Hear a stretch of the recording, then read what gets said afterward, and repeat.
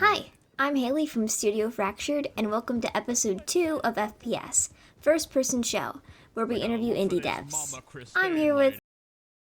Hi, myshio. It is so nice to meet you.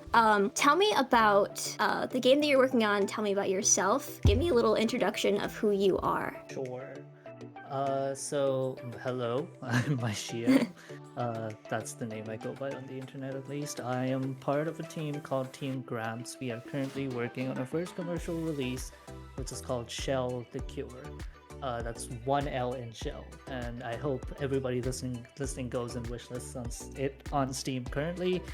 It is a Replicant Diagnostics Simulator where you get to sort of run weird experiments and diagnose these human-like replicants whom there's a lot of mysterious stuff going on. You're basically a doctor. You're trying to figure out what's happening with them. You are working for a somewhat shady organization, and it's up to you whether you want to help these guys or you want to make them just more efficient at their job. Totally up to you. It is lying in those like dystopian themes of corporate stuff and capitalism. Pretty much everything I do ends up having some sort of like an anti-capitalistic look. That's just like a core principle I go by. So yeah, that is SHEL the Cure. I'm sure if this is on YouTube, there will be some like visuals on screen right now. We've been working I on it sure for hope like a so. year, and we've been working hard. So please. In regards to like your favorite games that you've played in the past, as a developer, how do those influence SHEL the Cure? Have you taken any inspiration from them? So for SHEL specifically, I think the biggest inspirations come from, so there's two games that we're looking at mainly. One of them is Papers, Please, which is, so Papers, Please has you sort of, being like this border control agent, right? And it's a very bureaucratic role, and it's a very sort of just looking at documents kind of a game, but some reason it has that spark which it just makes it really fun, and we try to encapsulate that here as well, where we are just like playing a doctor, right? But there's that magic in like when you're a kid and you're playing doctor in the playground. That's the kind of magic that we're trying to go for with our gameplay. And then there's this other game called Keep Talking and Nobody Explodes, where you try to defuse a bomb and you have to look through a manual to actually figure out the bomb. And that is something that plays a part in SHEL the Cure as well, where in order to actually understand how to diagnose these people that you are helping treat, you have to look through a document that is part of our gameplay, and it's like there's a lot of like the puzzle aspect of it is in there. So those are like two games that we look at for SHEL. For me specifically, I mean, I pretty much play everything. So it really depends on what I'm working on and where the inspirations come from. I can tell you what my like favorite games are to pull from all the time. Absolutely, please do. I'm always sort of in that like gameplay comes on top of everything kind of an approach when I'm making games. So if it's it depends on the genre obviously, but like some of the games that I find really interesting are stuff like Stardew Valley, Hollow Knight's huge, so song just came out, everybody's raving. I think even like Minecraft and like stuff like Mario 64 fit in that category, where it's very much like these games that are just fun to mess around with. Like they act more like toys than they do games. Like even for example, like if you're playing Mario 64, right? It's really fun to just like jump around as Mario in that game, even if you're not trying to like beat the game or anything. It's just really fun to just like see, oh, there's that ledge up there. Okay, let me figure out how I'm gonna finagle Mario and like make him jump off a wall or something to get on top of a ledge. And that part's just like inherently fun, and I always try to encapsulate that whenever I'm trying to make a game. So it's always sort of like I want the gameplay to be fun on its own. Fun of Mario.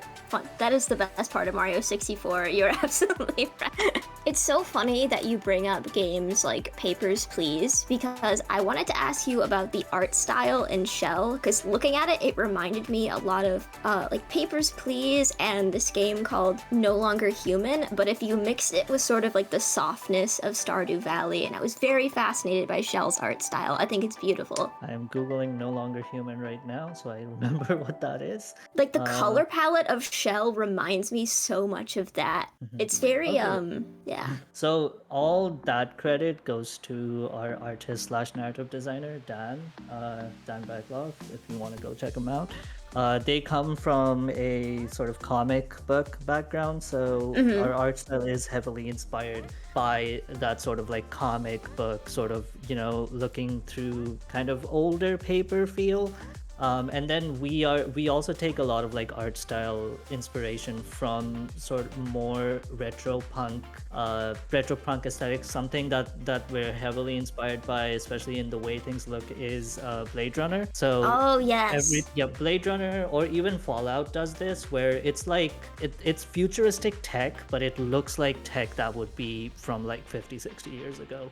So that's kind of the aesthetic we're also going for, where it's all futuristic, but at the same time, you could expect to see this in a library, like an older library. So cool. Are there any challenges you've been facing during development of your game? So fun fact, Shell was supposed to be like a month-long game initially. We yeah, we were burned out on like a project that we will probably go back to eventually, and we just wanted to sort of reset ourselves with something new. So we came up with like the most experimental game that we could come up with, and we just wanted to do it in a month. And now it's been over a year and we're approaching release. So yeah, there's been a lot of struggles. Some of it is obviously just the plight of being an indie dev, where you don't Yeah. really know where a game is going and how to even run an indie studio, or what goes into all that. There's like project management and funding and all this stuff that like we tend to not talk about that much, because we are just focused on like let's make a cool game, but it is stuff that like plays into the development of things, right? So I mean, I can go deeper into any of those topics if you need me to. Well, the fact that you keep going after so many Mhm. challenges and a year after it was supposed to be a month-long project shows a lot of passion for it, which is something a lot of indie developers should really aspire to have, is to not lose that passion, even if you face burnout or other things. That's incredible, and you have a great team. No, I'm very thankful for my team. Like everybody's really talented and really passionate about games. That's like I'm so grateful that like to be part of Grants. Like Grants is really cool. Like everybody's really cool. Aside from the challenges, is there a thing that has occurred during development or a part of your project that you are definitely the most proud of? That's a tough one, because I don't tend to think about things like that I'm proud of that often. I mean, honestly, the fact that it's like just coming together makes me feel really proud, especially like these days. So we announced Shell to the world like it's been 3 weeks at this point, I think, maybe less than that. I'm not sure. I think it was like the starting of September when we actually started showing the world. So the proud feel, I think it's been elated definitely now that like the world gets to see what we're talking about. And even somebody described it to me with a metaphor of like being an architect and you're Mm. constructing like a skyscraper, and initially the skyscraper is just in the architect's head, but eventually the skyscraper becomes a thing in the world which people get to see. And it's very much a very similar feeling, where like for a really long time this thing was just in our heads, and now it's just out there. It's a building that everybody gets to walk by and see, and that makes me really proud to put something in the world. You absolutely should be proud. I personally, this probably isn't going to stay in the video. I do have it wishlisted on Steam because it looks really cool, and you should be super proud of what you worked on. Alrighty, the next question. Tell me about the current situation of game development in Pakistan and how the future looks for not only your studio, but you think for game development as a whole. Oh wow, that's loaded. First of all, but Take your time. okay. So the future of game development in Pakistan. So my studio is sort of like multi-country, multicultural.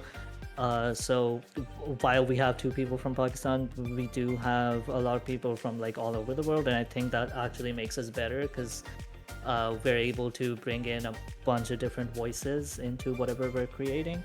But at the same time, if am going a lot local, it is a bit saddening, the state of games, especially indie games in Pakistan right now. Although there are a lot of projects that are coming out, and it is sort of becoming its own thing currently. But especially in Pakistan, where there isn't a lot of sort of like, there's no support present for and this goes for like all sorts of creative ventures, not just games. There's not a lot of support present, both culturally and also like, you know, economically, for any sort of creative ventures. So anyone who wants to just step out and do something creative, it's going to be really tough to actually, you know, justify that over just, you know, find a job, do a 9 to 5, try to just live your life. So whoever does, and like, I'm really proud of seeing like whoever does end up taking that decision, they are putting a lot more on the line than somebody somewhere else who might be getting, who might have, you know, just like a local games culture or a local games community to back them. It's like sparse in Pakistan, so it's really difficult to even get your name out there, to even take that decision on your own. I do see it growing. I do wish there's the voices get more recognition. I do hope that starts to happen. So it is heading towards a positive, but currently it does feel kind of down. Oh yeah. In terms of like the community as small as it is, do you have any fears about like more like AI focused, like kind of like the more like AI focused generation of game development, and the way people are taking programming and art and literally everything that could impact a game? Do you have any fears about AI? Oh, I am scared. Me too. Someone on Blue Sky put it really nicely a while ago, which was that AI in its current state seems like it's been created to give those in power access to skills and take away opportunities from those that have worked on their crafts. So right now, the goal with AI, and this is very much my stance as well, the goal with AI seems to be, how can we cut out people who are actually working on crafts with a machine that can just do it without us having to pay them or whatever. That feels really, really terrible on my end. At the same time, I do think that like, if you're able to set it up and use it for your own craft to make yourself better, it is still useful, like especially generative AI, like with like, I don't know, programming help, even like art preference help, like it is very helpful. But at the same time, if I'm looking at like the larger state of things, I there's always this like guilty feeling of, am I putting the entire community on a back foot by promoting or using something like this? SHEL has no AI usage, by the way. There is none. Yeah. Not even for programming. We try to do things all on our own. I always say that AI is a tool, and it is us who are abusing that tool and using it incorrectly. But there are definitely ways to use it in a way that is good, if that makes sense. Yeah, there is this really wonderful game dev called Chantal Ryan, if you've heard of them. Let me find their game. I think it's called Dark Web Streamer. Yeah, Dark Web Streamer. So that is a game that uses its own generative AI engine to create sort of like these horror scenarios. And their developer is really vocal about the way they are trying to use their own. First of all, they've developed their own language model. They haven't used anything that isn't public domain, and they are very vocal about not sort of licensing their technology off to someone who wants to use it for more sort of the capital gain. So there's always like, there are people that try to utilize the tools in a way that is really cool, really creative, and also make sure that they're not doing something to harm. So they're always out there, and I think those are the people that we should be rooting for to even learn from. Is there anything else you want to tell me about your studio, about SHEL, about game development? Go off. Honestly, like, I think game dev is the best thing ever, to be honest. Like, even though there are problems, obviously every industry has problems, but at least I get to make games every single day. and that is something that like I've always wanted to do. I was like 12 years old. I was playing Pokemon, and I was like, what if I could make Pokemon? And it's been like over a decade, and now I'm here, and I love every aspect of just being able to wake up every morning and make something cool that people get to see as well. And I know like it's hard to justify some. I mean, obviously, when you're in games, it's pretty difficult to justify it to sort of people until you have your, I don't know, Metal Gear Solid that you release eventually. But yeah, I love it. I absolutely love it, and I hope whatever creative ventures that people want to go into, I hope they have the courage and the courage, but also the opportunities to go into those creative projects. I think stuff like games, stuff like art, stuff like everything that's creative, entertaining, like it's like food for the soul, and I love being a chef for the soul, honestly. Lastly, when can we expect the release of SHEL the Cure? When is that coming out? Hopefully soon. Soon, write that down. Yeah, soon. We're aiming within the year, but like no promises. Initially we were thinking like around Halloween time. We're probably like, this is like deep scoop internal talks, but like we are still kind of hoping around Halloween time, but like nothing is concrete currently. So yeah, all I can really say officially is soon. Look forward to it, and it was an absolute pleasure talking to you and getting to know more about SHEL. Absolutely, it's been fun talking to you as well. Awesome, thank you so much. Pleasure is all mine, I guess.